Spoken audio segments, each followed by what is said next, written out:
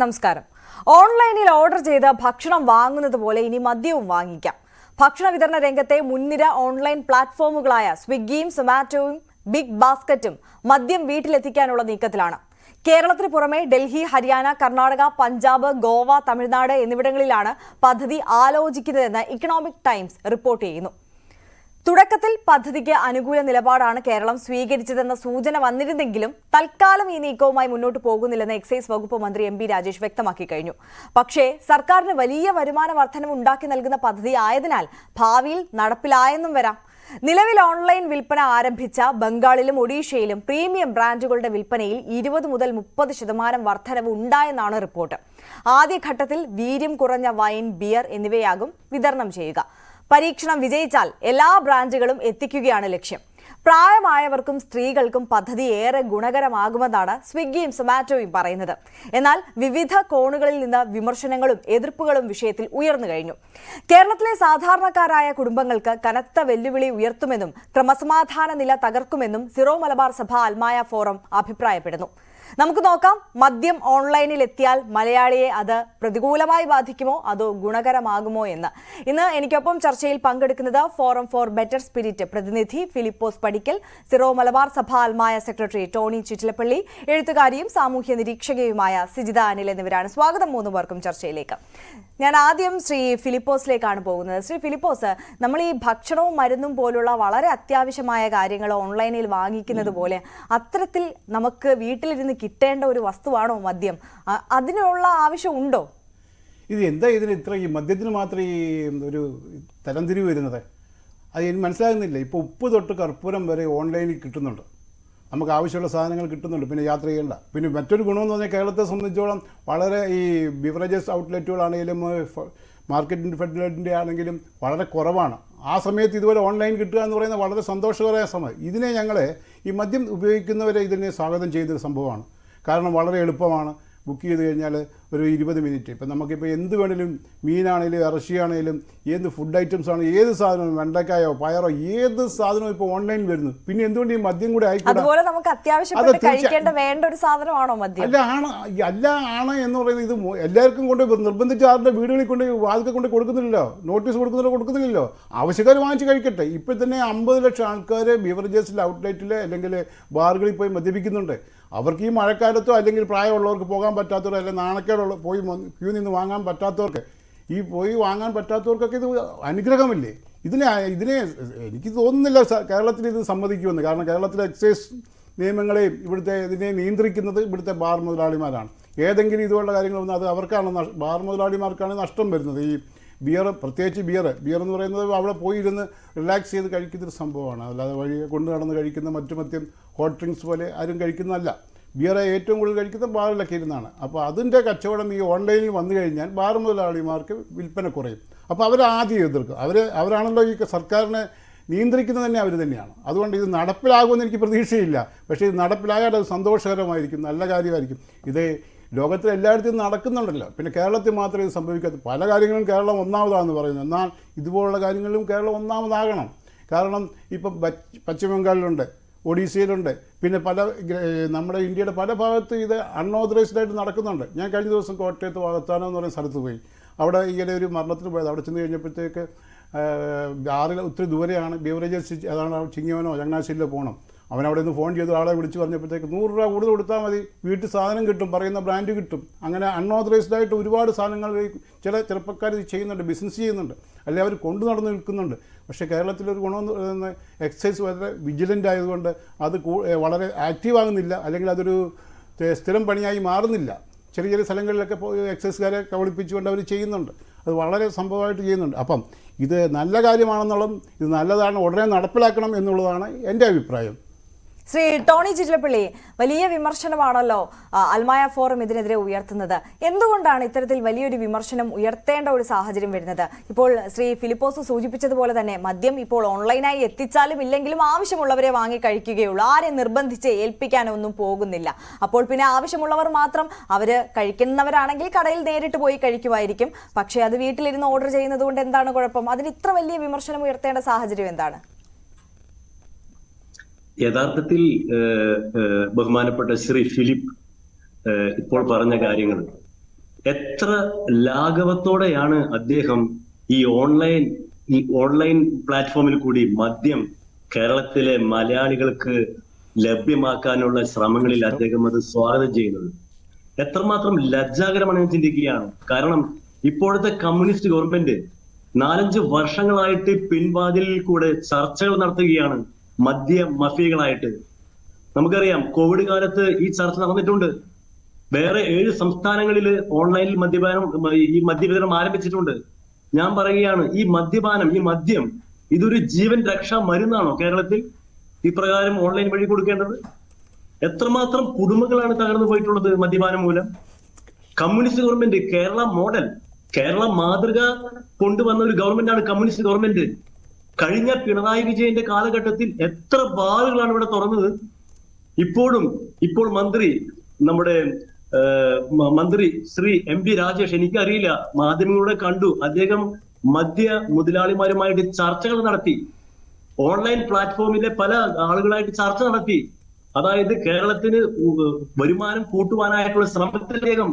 പക്ഷെ അദ്ദേഹം പുറത്തു വിട്ടിട്ടില്ല, പൊതുജനങ്ങളെ പേടിച്ച്. ഞാൻ പറയുകയാണ്, സാധാരണ ഒരു വീട്ടില്, ഇപ്പോൾ കേരളത്തിലെ ഒരു വീട്ടില് മദ്യപിക്കുന്നത് മിക്കവാറും ഗൃഹനാഥന്മാര് മദ്യപിക്കുന്നുണ്ട്.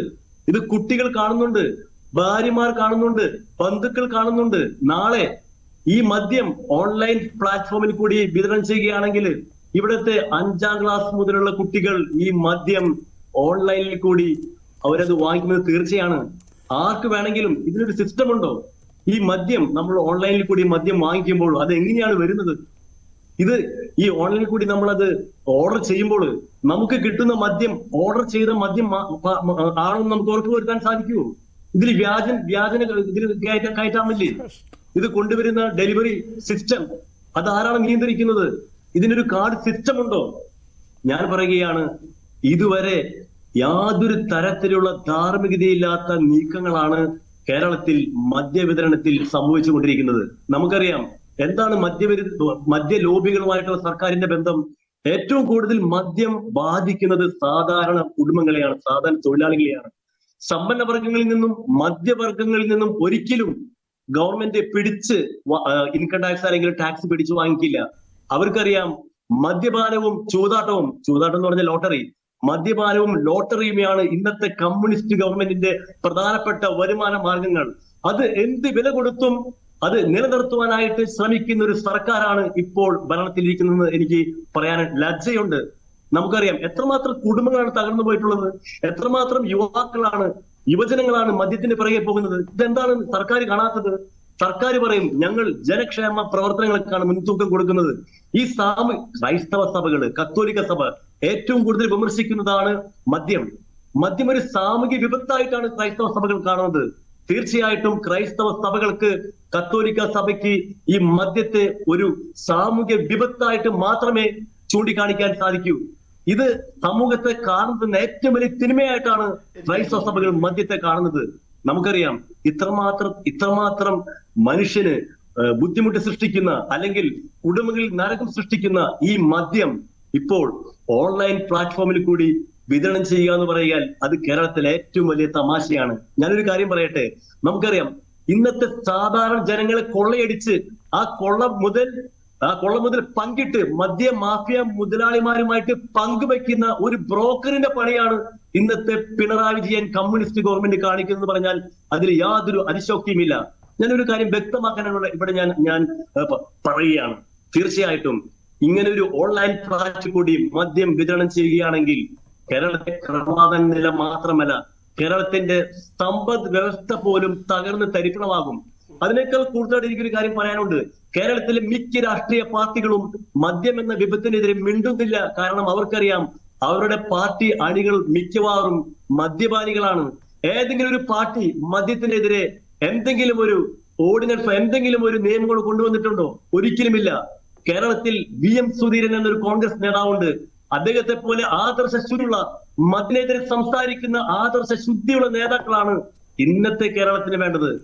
ഇത് കഷ്ടമാണ്, അധാർമികമാണ്, ലജ്ജാകരമാണ്, ഏറ്റവും കുറ്റകരമാണെന്ന് ഞാൻ പറയാൻ ആഗ്രഹിക്കുകയാണ്. മറുപടി പറയാനുണ്ട് എന്നാണ് ഞാൻ കരുതുന്നത്. ഈ പറയുന്ന പോലത്തെ ഒരു പ്രശ്നം അത് ഉണ്ടാകുമോ? ഈ ടോണിയുടെ എനിക്ക് ചോദിക്കാൻ 2-3 കാര്യങ്ങൾ അദ്ദേഹം പറഞ്ഞു. ഒന്ന് രാഷ്ട്രീയം പറഞ്ഞു അതിൻ്റെ അകത്ത്, അതായത് പിണറായി സർക്കാർ മദ്യമുതലാളികളെ സപ്പോർട്ട് ചെയ്യുന്നു എന്നാണ്. ഞാൻ ചോദിക്കട്ടെ, ഈ ഉമ്മൻചാണ്ടി സർക്കാർ, അവസാനത്തെ ഉമ്മൻചാണ്ടി സർക്കാർ ഇവിടെ ഭരിച്ചുകൊണ്ടിരുന്നപ്പോൾ ബാർ നിരോധിച്ചു.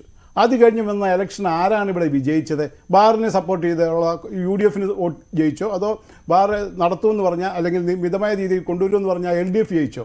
അത് തന്നെ ഏറ്റവും വലിയ പ്രശ്നം. പിന്നെ കത്തോലിക്ക സമുദായം എതിർക്കുന്നു പറഞ്ഞു. ഈ കത്തോലിക്ക സമുദായത്തിലുള്ളവരാണ് ഏറ്റവും കൂടുതൽ കേരളത്തിൽ മദ്യപിക്കുന്നത്. അവർക്കത് പറഞ്ഞുകൂടെ? മദ്യപിക്കുന്നവരുടെ പള്ളി കയറ്റത്തില്ല, അവരെ തെമ്മാടിക്കുഴി അടക്കുന്നു, അവരുടെ വീടുകളിലെ ഈ പള്ളിയുമായിട്ട് ബന്ധപ്പെട്ട വിവാഹം, മാമോദിസ, അതുപോലെ ചടങ്ങുകളിൽ ഞങ്ങൾ അച്ഛന്മാരും അത് മറ്റുള്ളവരും പള്ളി പങ്കെടുക്കില്ല എന്ന് പറയാത്ത എന്താ? അവരെ പള്ളിയിൽ നിന്ന് ഈ പുറന്തള്ളാത്ത എന്താ? ഈ മദ്യപിക്കുന്നവരെ കത്തോലിക്ക സമുദായത്തിൽ നിന്നും പള്ളിയിൽ നിന്നും പുറത്താക്കിയാൽ മതിയില്ലേ? കത്തോലിക്കരെന്തിനാ ഞങ്ങൾ മറ്റ് സമുദായക്കാരുടെ കാര്യത്തിൽ ഇടപെടുന്നത്? കത്തോലിക്കർ കണ്ടുപിടിക്കുന്നതിനെ കുടിക്കണ്ട, അല്ലെ അവരുടെ സമുദായം അതിന് എതിരെ നടപടിയെടുക്കണം. അല്ലാതെ വേറെ മുസ്ലിംസ് ഉണ്ട്, ഹിന്ദുക്കളുണ്ട്, മറ്റെത്രയോ സമുദായങ്ങളുണ്ട്, അവർ കടിച്ചോട്ടെ. നിങ്ങൾ ഈ കത്തോലിക്ക സമുദായമായിട്ട് ഇതെന്തിനാണ് കണക്ട് ചെയ്യുന്നത്? മൂന്നാമത്തെ കാര്യം, മദ്യപിച്ച് ഇവിടെ ഈ ഓൺലൈനിൽ വന്നാൽ എന്താ നഷ്ടം? അദ്ദേഹം പറയുന്നു അത് വന്നു കഴിഞ്ഞാൽ കിട്ടുന്നത് എന്താ കിട്ടുന്നത്? ഇപ്പം അദ്ദേഹം ഫുഡ് ഓർഡർ ചെയ്യുന്നില്ലേ? ചിക്കൻ ബിരിയാണി ഓർഡർ ചെയ്താൽ മട്ടൻ ബിരിയാണി കൊണ്ട് കൊടുക്കുമോ, അല്ലെങ്കിൽ കപ്പ വറുത്തത് കൊണ്ട് കൊടുക്കുമോ? ഇല്ലല്ലോ. അവർ കൃത്യമായിട്ട് നല്ല പ്ലാൻഡ് ആയിട്ടുള്ള കാര്യങ്ങൾ, വലിയ സെറ്റപ്പുള്ള ഇൻ്റർനാഷണൽ കമ്പനികളാണ് ഇത് വിതരണം ചെയ്യുന്നത്. അവർ വൃത്തിയായിട്ട് ഓർഡർ കൊടുക്കും. പിന്നെ ഓർഡർ ചെയ്യുന്നതിനുള്ള നിയമങ്ങളുണ്ട്. ചുമ്മാതെ ഓർഡർ ചെയ്ത് ഫോണിൽ കൂടെ വിളിച്ച് പറഞ്ഞാലോ അല്ലെങ്കിൽ ഓൺലൈനിൽ ബുക്ക് ചെയ്താലോ കിട്ടുകയല്ല ചെയ്യേണ്ടത്. അതിനവർ ചെയ്യുന്ന ആളിൻ്റെ ഡീറ്റെയിൽസ്, അയാളുടെ പ്രായപൂർത്തി ഏതാണോ, വാങ്ങുന്ന ആളതാണോ ഇല്ല അന്വേഷിച്ചിട്ട്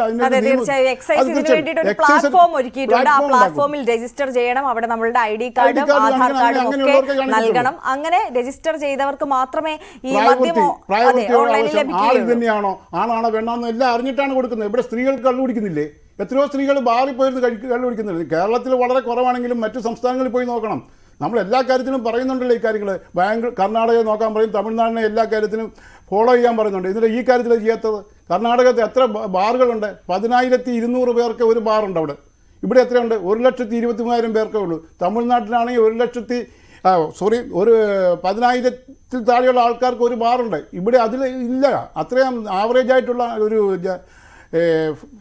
ഒരു ബാറിൻ്റെ കണക്കിലില്ല. ഒരു പഞ്ചായത്തിൽ ഒരെണ്ണെങ്കിലും വെച്ച് നടത്തേണ്ടതാണ് ഇവിടെ.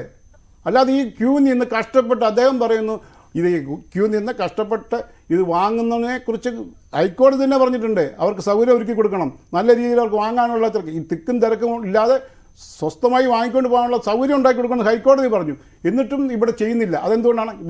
ഈ സർക്കാർ ബാർ മുതലാളികളെ സപ്പോർട്ട് ചെയ്യുന്നത്. 1000-ഓളം ബാറുകളുണ്ട്, പക്ഷേ 350-ഓളം ഔട്ട്ലെറ്റുകളേ ഉള്ളൂ സർക്കാരിൻ്റേത്. അപ്പോൾ അത് കൂട്ടുന്നില്ല അവരെ. അത് തന്നെ ഇവരുമായിട്ടുള്ള ഒരു അണ്ടർസ്റ്റാൻഡിംഗ് ആണ്. അത് ഞാൻ സമ്മതിക്കുന്നുണ്ട്. പക്ഷേ ഈ ഓൺലൈനിൽ വന്നാൽ കുഴപ്പമെന്നാണ് ഞാൻ ചോദിക്കുന്നത്. അവിടെ പോയി വാങ്ങുന്നില്ല അല്ലേ? ഇപ്പം പിള്ളേർ വാങ്ങാനായിട്ട് പോയാൽ അവിടെ കൊടുക്കത്തില്ല. യൂണിഫോം ഈ ഓട്ടോറിക്ഷക്കാരോ ലോറി ഡ്രൈവേഴ്സോ പോയി വാങ്ങിച്ചാലും കൊടുക്കുന്നില്ല. അവർ കാക്കി ഡ്രസ്സ് ഇട്ട് ചെയ്യുന്ന കൊടുക്കത്തില്ല. യൂണിഫോം, സ്കൂൾ യൂണിഫോമിലോ അല്ലെങ്കിൽ തന്നെ കണ്ടാൽ സംശയം തോന്നുന്നവരെ അവർ കൊടുക്കുന്നില്ല. അത് വളരെ ചിട്ടയായിട്ട് എക്സൈസുകാർ നിയന്ത്രിക്കുന്നുണ്ട്. അതുപോലെ തന്നെ എക്സൈസിൻ്റെ നിയന്ത്രണത്തിൽ ഇത് വിതരണം ചെയ്തു കഴിഞ്ഞാൽ, അതായത് പ്രായപൂർത്തിയായവർക്ക്, അവർക്ക് തമിഴ്നാട്ടിലെയും കർണാടകത്തിലെയും പോലെ അല്ലെങ്കിൽ മറ്റു സംസ്ഥാനങ്ങളിലേക്ക് പോലെ ഒരു ലൈസൻസ് കൊടുത്താൽ മതി. ഈ ഓൺലൈനിൽ ബുക്ക് ചെയ്യുന്നവരുടെ പ്രായം, അവരുടെ ഏജ്, അവരുടെ അഡ്രസ്സ് എല്ലാം ചെക്ക് ചെയ്ത് വേണം കൊടുക്കാൻ. അങ്ങനെയുള്ളവർക്ക് ഒരു ലിസ്റ്റ് ഉണ്ടാക്കിയാൽ മതി. ടോണി ചിറ്റലപ്പള്ളി, അങ്ങനത്തെ മാനദണ്ഡങ്ങൾ പ്രകാരം ഇത്തരത്തിൽ നമ്മൾ രജിസ്റ്റർ ചെയ്ത് മാത്രമേ ഈ ഓൺലൈൻ വഴിയാണെങ്കിൽ നമ്മൾ മദ്യം വാങ്ങുന്നുള്ളൂ. അങ്ങനെ തന്നെയാണ് ആ ഫോർമാറ്റ് വർക്ക് ചെയ്യുന്നത്. ടോണി ചിറ്റലപ്പള്ളി, താങ്കൾക്ക് മറുപടി നൽകാം. ഫിലിപ്പോസ് എനിക്ക് ഒരു കാര്യം കൂടെ പറഞ്ഞിട്ട് അതിന് മറുപടി പറഞ്ഞാൽ മതികളെ. ഇവിടെ ഈ മദ്യത്തെക്കാളും വലിയത് ഇവിടെ മറ്റേ ലഹരി പദാർത്ഥങ്ങളാണ്. ഇഷ്ടംപോലെ ലഹരി പദാർത്ഥങ്ങൾ നമുക്ക് കിട്ടുന്നതാണ്. അദ്ദേഹം എറണാകുളത്തോടല്ലേ, അദ്ദേഹത്തിനറിയാം. പെരുമ്പാവൂര് അതുപോലെയുള്ള കേരളത്തിൻ്റെ എല്ലാ മുക്കിലും മൂലിലും സിന്തറ്റിക് ലഹരികൾ കിട്ടുന്നുണ്ട്. ഇതിനെക്കാട്ടിലും അപകടകരമായിട്ടുള്ള ഇപ്പം കഞ്ചാവ് എന്നൊക്കെ പറയുന്ന ഔട്ട് ഓഫ് ഫാഷനാണ്. അതിലൊക്കെ ഉപരിയായിട്ട് ഒരു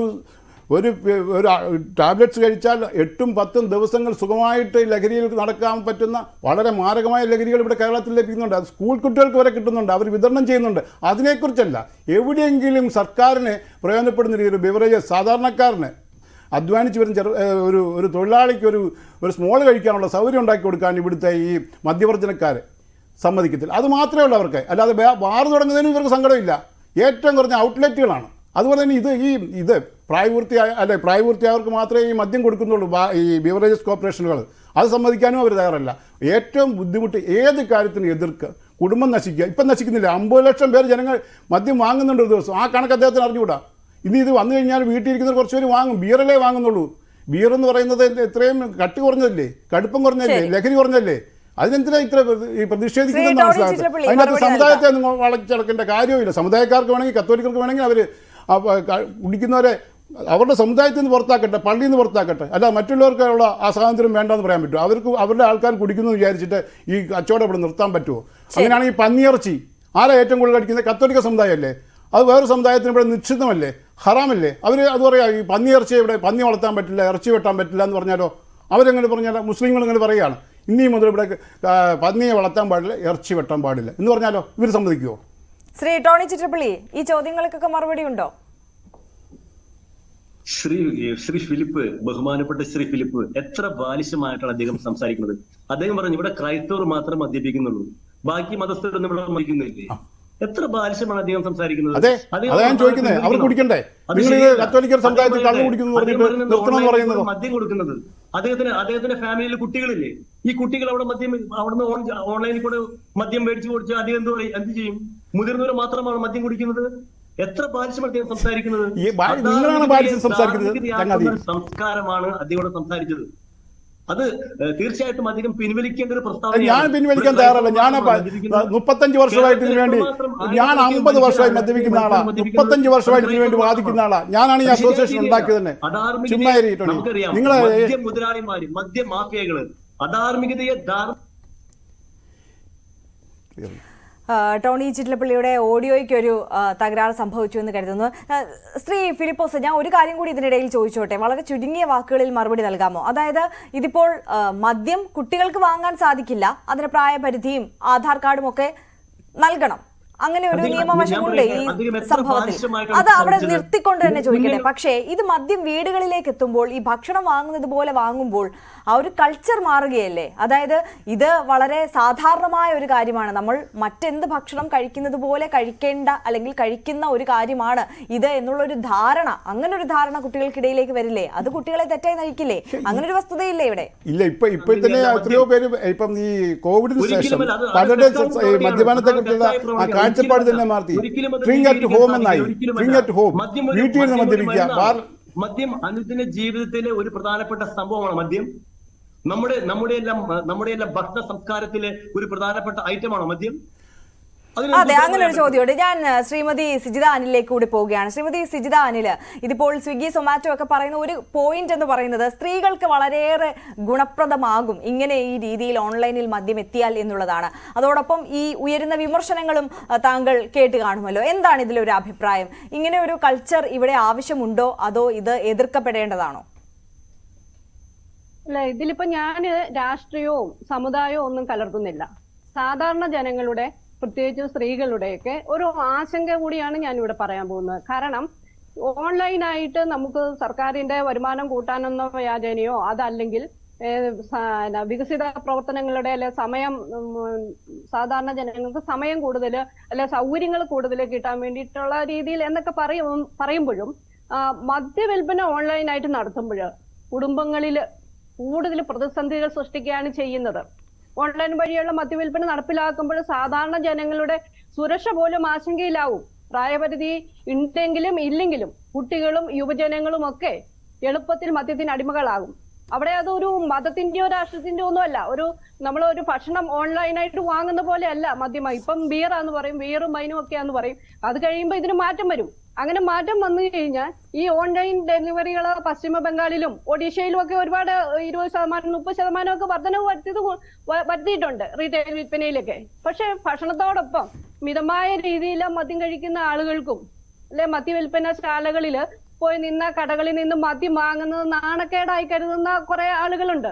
അങ്ങനെയുള്ള സ്ത്രീകളുണ്ട്, അപ്പൊ അല്ലെ മുതിർന്ന പൗരന്മാരുണ്ട്. അവർക്കൊക്കെ സൗകര്യമാണ് എന്ന് പറയുമ്പോഴും ആരോഗ്യപരമായ പ്രശ്നങ്ങള് ഉള്ളവർക്കും പകൽ സമയങ്ങളിൽ തനിച്ചിരിക്കുന്നവർക്കും കുട്ടികൾക്കും വീട്ടുകാര് മദ്യം വാങ്ങി കൊടുക്കാതെയൊക്കെ ഇരിക്കുന്ന ആളുകൾ ഉള്ളിടത്തും ഒക്കെ അവരറിയാതെ അല്ല അവര് ജോലിക്ക് പോകുമ്പോഴോ അവര് വീട്ടിലില്ലാത്തപ്പോഴോ അല്ല മറ്റു സ്ഥലങ്ങളിൽ വെച്ചോ ഒക്കെ ഓൺലൈനായിട്ട് മദ്യം വാങ്ങി കുടിക്കുവാന് ഒരു സൗകര്യമാണിത്. അത് നമ്മുടെ സംസ്കാരത്തെ തന്നെ, നമ്മുടെ കുടുംബ ഭദ്രതയെ തന്നെ അത് നശിപ്പിക്കുകയുള്ളൂ.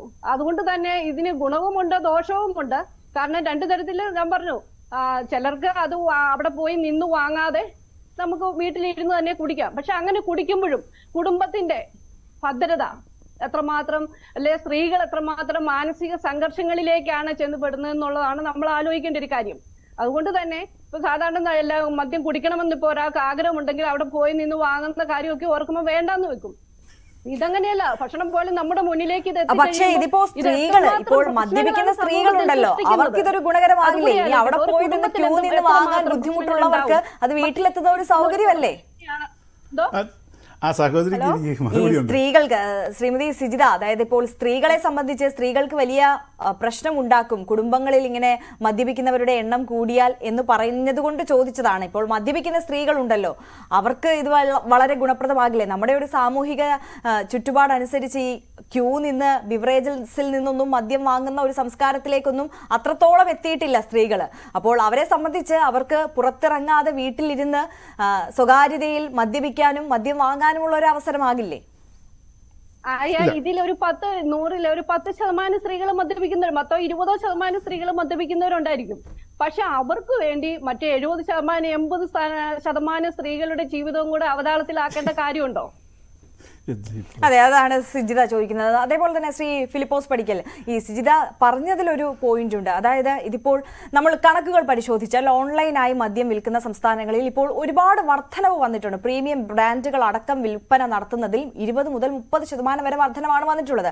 ഓൺലൈനായി ലഭ്യമായി തുടങ്ങുമ്പോൾ ഈ മദ്യം കഴിക്കുന്നവരുടെ എണ്ണം കൂടും. അതിലിപ്പോൾ ആഴ്ചയിൽ ഒന്ന് കഴിക്കുന്നവരാണെങ്കിൽ, അല്ലെങ്കിൽ മാസത്തിൽ ഒരു തവണ കഴിക്കുന്നവരാണെങ്കിൽ അവരുടെ എണ്ണം കൂടും, അവർ ദിവസവും കഴിക്കാൻ തുടങ്ങും എന്നുള്ളൊരു സാഹചര്യത്തിലേക്ക് എത്തും. അപ്പോൾ മദ്യപാനികളുടെ എണ്ണം കൂടുമെന്നുള്ളതിൽ തർക്കമില്ല. അത്തരത്തിൽ ഒരു സംസ്കാരത്തിലേക്ക് കടക്കേണ്ടതുണ്ടോ?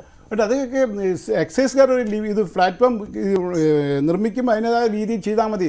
ഒരാൾക്ക് ഓർഡർ ചെയ്യാവുന്ന ഒരു മാസം ഓർഡർ ചെയ്യാവുന്ന ലിറ്ററിൻ്റെ കണക്ക് ഇത്ര, ഒരാൾക്ക് ഒരു ഫോൺ നമ്പറിൽ നിന്ന് അല്ലെങ്കിൽ ഒരാളുടെ രജിസ്ട്രേഷൻ നമ്പറിൽ നിന്ന് ഇത്ര ലിറ്റർ ഒരു മാസം 2 ലിറ്റർ അല്ലെങ്കിൽ 3 ലിറ്റർ ബിയർ അല്ലെങ്കിൽ വേറെ മദ്യങ്ങൾ വാങ്ങാവും എന്ന് വെക്കണം. അതുപോലെ തന്നെ പ്രായപൂർത്തി നോക്കാം. പിന്നെ അവർ ആ സഹോദരി പറഞ്ഞത് സ്ത്രീകളുടെ കുടുംബം കണ്ട് ഇപ്പോഴും ഇത് ഇന്ന് പുതിയതായിട്ടുള്ള സംഭവമൊന്നുമല്ല ഇത്.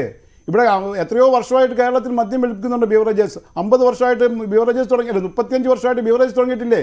ഇപ്പം നമ്മുടെ ഇവിടുത്തെ സ്ത്രീകൾ മദ്യപിക്കുന്ന സ്ത്രീകളെ ഡ്രൈവർമാരെ വിടും, അല്ലെങ്കിൽ ഓട്ടോ ഡ്രൈവർമാരെ വിട്ട് വാങ്ങിപ്പിക്കുന്നു. അവർക്ക് നഷ്ടം വരുന്നുണ്ട്. അങ്ങനെ വാങ്ങിച്ചാണ് ഇവർ കുടിക്കുന്നത്. പക്ഷേ ബാംഗ്ലൂരിലാണെങ്കിൽ അല്ലെങ്കിൽ തമിഴ്നാട്ടിലൊക്കെ ആണെങ്കിൽ സ്ത്രീകൾക്ക് പോയി ക്യൂ നിന്ന്, അല്ലെങ്കിൽ ഔട്ട്ലെറ്റുകൾ ഒരുപാടുള്ളതുകൊണ്ട് ഇഷ്ടം പോലെ വാങ്ങിക്കൊണ്ട് പോകുന്നുണ്ട്. നമ്മുടെ മലയാളി പെൺകുട്ടികൾ തന്നെയാണെങ്കിൽ ബാംഗ്ലൂരിലോ ചെന്നൈയിലോ നിന്ന് കഴിഞ്ഞാൽ അവർ വാങ്ങിച്ച് കഴിക്കുന്നുണ്ട്. ഇവിടെ മാത്രം അങ്ങനെ ഒരു സംസ്കാരത്തിലേക്ക് വന്നില്ല. അത് കാരണം ഭയമാണ്. അവിടെ അത്ര വൃത്തിയോ അല്ലെങ്കിൽ ഹൈജീനിക് ആയിട്ടുള്ള സ്ഥലമോ അല്ലെങ്കിൽ സേഫായിട്ടുള്ള സ്ഥലമല്ല, ക്യൂ ഒക്കെ നിൽക്കണം, വലിയ ബുദ്ധിമുട്ടുള്ളത് കൊണ്ടാണ് അവർ പോയി വാങ്ങാത്തത്. അപ്പോൾ അവരെന്ത് ചെയ്യുന്നു? മറ്റുള്ളവരെ ആശ്രയിച്ച് വാങ്ങുന്നുണ്ട്. അവർക്ക് ഇതിപ്പം സ്ത്രീകൾക്ക് കുടിക്കും അല്ലെങ്കിൽ അവർക്ക് സൗകര്യം ഒരുക്കി കൊടുക്കുക എന്നുള്ളതല്ല ഓൺലൈൻ. എന്നെപ്പോലെയുള്ള റെസ്പോൺസിബിൾ ഡ്രിങ്കേഴ്സിന് അധികം ദൂരം പോകാതെ ഓർഡർ ചെയ്ത ഒരു 10-20-30 മിനിറ്റിന് ഒരു ബിയർ കിട്ടുന്നു, കഴിക്കുന്നു. അല്ലാതെ ഇത് സ്ത്രീകളെ കുടിപ്പിക്കാൻ വേണ്ടിയിട്ടല്ല സർക്കാർ ചെയ്യുന്നത്. അത് തന്നെയല്ല ഒരു തെറ്റിദ്ധാരണയുള്ളത്. ഇത് കേരള ഗവൺമെൻറ് പ്ലാനുമല്ല, സെൻട്രൽ ഗവൺമെൻറ് ഒരു പൈലറ്റ് പ്രൊജക്റ്റ് മാത്രമാണ്. അത് പശ്ചിമ ബംഗാളിൽ ഒഡീഷയിൽ അവർ വിജയകരമാണെന്ന് മനസ്സിലാക്കി അത് 3-4 സംസ്ഥാനങ്ങളിലൂടെ കൊണ്ടുവരാൻ അവർ പ്ലാൻ ചെയ്യുന്നു. അത്രയേ ഉള്ളൂ. അത് കേരളത്തിൽ നടക്കില്ല എന്ന് വിശ്വസിക്കുന്നതാണ് ഞാൻ. കാരണം ഇവിടുത്തെ ബാർ മുതലാളികളാണ് ഇവിടുത്തെ നിയമങ്ങൾ നിശ്ചയിക്കുന്നത്. അതുകൊണ്ട് ബാറുകൾക്ക് നഷ്ടം വരുന്ന രീതിയിൽ അവർ തൊടുകയാണ്. അല്ലാതെ ഇവിടുത്തെ സ്ത്രീകൾ മുഴുവൻ കുടിച്ച് കൂത്താടുമെന്നൊന്നും ഞാൻ പറയുന്നില്ല. ഇപ്പം തന്നെ ഒരു കാര്യമുണ്ട് ഫിലിപ്പോസ് പടിക്കല്, താങ്കൾ പറഞ്ഞു ഞാനൊരു റെസ്പോൺസിബിൾ ഡ്രിങ്കർ ആണെന്ന്. എല്ലാവരും അതേപോലെ ചിന്തിക്കണമെന്നും പെരുമാറണം എന്നും ഉണ്ടോ? ഇല്ല. അത് ഈ സൗകര്യം എന്തുകൊണ്ടാണ് ഈ ഇവിടുത്തെ കേരളത്തിലെ മദ്യപാനികൾ ഇങ്ങനെ ആകുന്നതെന്നറിയാമോ? അവർക്ക് കിട്ടുന്ന സൗകര്യമില്ല. അവരെവിടെയെങ്കിലും വാങ്ങിച്ചൊരു കുപ്പി വാങ്ങിച്ചിട്ട് അങ്ങോട്ട് മാറി എന്ന് അറ്റി അടിക്കുക. ഈ മദ്യപിക്കുന്ന രീതി ഒരു കൾച്ചർ ഉണ്ടാക്കിയിട്ടില്ല. അല്ല, അത് അറിഞ്ഞുകൂടാ. ഒരു സാക്ഷരതയില്ല, മദ്യപാന സാക്ഷരതയില്ല. എങ്ങനെയാണ് മദ്യപിക്കേണ്ടതെന്ന് അവർക്ക് അറിഞ്ഞുകൂടാ. ഒരു രീതിയിൽ അവർ പഠിച്ചിട്ടില്ല. പണ്ട് ചാരായം കുടിച്ചുകൊണ്ടിരുന്ന ആ രീതിയിൽ, അല്ലെ കള്ളു കുടിച്ചുകൊണ്ടിരുന്ന രീതിയിൽ തന്നെയാണ് ഇവരും വിദേശ മദ്യവും കഴിക്കുന്നത്. അത് ഇവിടെ നമ്മളാരും പഠിപ്പിച്ചില്ല. അവർക്ക് എങ്ങനെയാണെന്ന രീതി പറഞ്ഞു കൊടുക്കുന്നുമില്ല. അത് ചെയ്യേണ്ടിയിരുന്നു, അത് ചെയ്തില്ല. കാരണം ഇത് ഒരു സാധനം വാങ്ങിച്ചാൽ ആ കുപ്പിയുടെ വെള്ളം ഒഴിക്കണം, സിപ്പായിട്ട് കഴിക്കണം, പയ്യെ സാവധാനം കഴിക്കണം എന്നുള്ള ഒരു രീതിയില്ല. ഇത് ചുമ്മാതെ എടുത്ത് വിഴുങ്ങുക, കാടി കുടിക്കുന്നവരെ മനുഷ്യൻ കുടിക്കുകയാണ്. ആ രീതി മാറി. മറ്റ് പാശ്ചാത്യ രാജ്യങ്ങളിലൊക്കെ ഇതൊക്കെ ഇഷ്ടം പോലെ ഉണ്ട്. അവർക്കറിയാം, ആ രീതികളറിയാം. അവിടെ അപകടം ഉണ്ടാകുന്നില്ല. ഇവിടെയാണ് ഈ മദ്യപിക്കുകയും പെട്ടെന്ന് തലക്കേറി പിടിക്കുക, പെട്ടെന്ന് എന്തെങ്കിലുമൊക്കെ അതിക്രമങ്ങൾ കാണിക്കുക. അതായത് ഒരു കൾച്ചർ മാറണം. അല്ലാതെ ഇതിനെ നിയന്ത്രിക്കുകയല്ല ചെയ്യേണ്ടത്. നമുക്കറിയാം കോവിഡ് വന്ന ശേഷം കേരളത്തിലൊരു പ്രത്യേക മാറ്റം തന്നെ വന്നു. പലരും നല്ല റെസ്പോൺസിബിൾ ഡ്രിങ്കേഴ്സും പലരും ഡ്രിങ്ക് അറ്റ് ഹോമാണ്. ആ ഡ്രിങ്ക് അറ്റ് ഹോം വാങ്ങിച്ച് വീട്ടിൽ കൊണ്ട് വെച്ച് ആരും അറിയാതെ മക്കളോ കുടുംബക്കാർക്ക് ശല്യം ഉണ്ടാക്കാത്ത രീതിയിൽ പയ്യെ ഓരോന്ന് കഴിക്കുന്നു, അത്രേ ഉള്ളൂ. ആ ഒരു കൾച്ചറിലേക്ക് വരും ഈ ഓൺലൈൻ. ഈ കോവിഡ് സമയത്ത് പല സംസ്ഥാനങ്ങളിലും ഈ പദ്ധതി നടപ്പിലായതാണ്, അത് വിജയകരമായതുമാണ്. അപ്പോൾ ഈ റെസ്പോൺസിബിൾ ഡ്രിങ്കിങ്ങിന്റെ കാര്യമൊക്കെ ഫിലിപ്പോസ് പടിക്കൽ പറഞ്ഞല്ലോ. അത്തരത്തിലൊരു സംസ്കാരത്തിലേക്ക് നമ്മൾ പോകേണ്ട ആവശ്യമേ ഉള്ളൂ, ഇതിനൊന്നും എതിർക്കപ്പെടേണ്ട എന്നുള്ളതാണ്. മാത്രമല്ല ഇപ്പോൾ ഈ 7 സംസ്ഥാനങ്ങളിൽ ഇങ്ങനെ ഒരു വിതരണം നടക്കുന്നുണ്ട്, അവിടെയൊന്നും വലിയ രീതിയിലുള്ള വിമർശനങ്ങളോ പ്രശ്നങ്ങളോ ഒന്നും റിപ്പോർട്ട് ചെയ്തിട്ടുമില്ല. സാധാരണയായിട്ട് കേരളത്തിലെ മദ്യത്തിന്റെ ഉറവിടം, അതായത് ചാരായവും കള്ളും ഇപ്പോൾ ലഭ്യത കുറവാണ്. ചാരായം നിരോധിച്ചു, കള്ളിന് ലഭ്യത കുറവാണ്. ഇപ്പോൾ കേരളത്തിലെ ആളുകൾ മദ്യപിക്കുന്നത് വിദേശ മദ്യമാണ്. ഇപ്പോൾ നേരത്തെ പറഞ്ഞല്ലോ, 7 സംസ്ഥാനങ്ങളിലും ഈ പ്രീമിയം ബ്രാൻഡ് ഓൺലൈൻ ചെയ്തെങ്കിലും 2 സംസ്ഥാനങ്ങളിൽ മാത്രമാണ് ഇപ്പോൾ ഈ ഓൺലൈൻ മദ്യവ്യാപാരം നടക്കുന്നത്. അവിടെ തന്നെ നിരവധി പ്രശ്നങ്ങൾ, കുടുംബങ്ങളിൽ നിരവധി പ്രശ്നങ്ങൾ ഇപ്പോൾ തന്നെ അവിടെയുണ്ട്. നമ്മളതിനെ കുറിച്ച് ബോധവാന്മാരല്ല. അത്തരത്തിലുള്ളൊരു സംസ്കാരം ഇപ്പൊ നമ്മൾ പറഞ്ഞില്ലേ, ഇപ്പൊ ശ്രീ ഫിലിപ്പോസ് പറഞ്ഞു സ്ത്രീകളുടെ മദ്യപാന തോത് വളരെ കൂടുതലാണെന്ന്. അതൊരു സാമാന്യവൽക്കരണമാണ്. നമ്മുടെ സാധാരണ കുടുംബങ്ങളിൽ നമുക്ക് എത്ര സ്ത്രീകൾ മദ്യപിക്കുന്നുണ്ട്. ആ ഒരു സ്റ്റേറ്റ് ശരിയല്ല. ശ്രീ ടോണി ചിറ്റലപ്പള്ളി സൂചിപ്പിച്ച ഒരു കാര്യമുണ്ട്, അതായത് ഈ വൈനുകളും ബിയറുകളുമല്ല, അതിനേക്കാൾ ഇരട്ടി ഇപ്പോൾ പ്രീമിയം ബ്രാൻഡുകൾ വിൽപ്പന നടത്തിപ്പോകുന്നുണ്ട് എന്നുള്ളതാണ്. അതിന്റെ വിൽപ്പനയിൽ ഒരു വർധനവുണ്ടായിട്ടുണ്ട് എന്നുള്ളതും കണക്കുകൾ സൂചിപ്പിക്കുന്ന ഒരു കാര്യമാണ്. അതായത് വീര്യം കൂടിയ മദ്യത്തിന് പുറകെ ആളുകൾ പോകുന്നതിന്റെ എണ്ണം കൂടി എന്ന് തന്നെയാണ് അത് സൂചിപ്പിക്കുന്നത്. എന്തായാലും സമയപരിമിതി ഉള്ളതുകൊണ്ടാണ് ഇടപെടുന്നത്. പങ്കെടുത്ത എല്ലാ അതിഥികൾക്കും നന്ദി. പൂർണ്ണമാകുന്നു. നമസ്കാരം.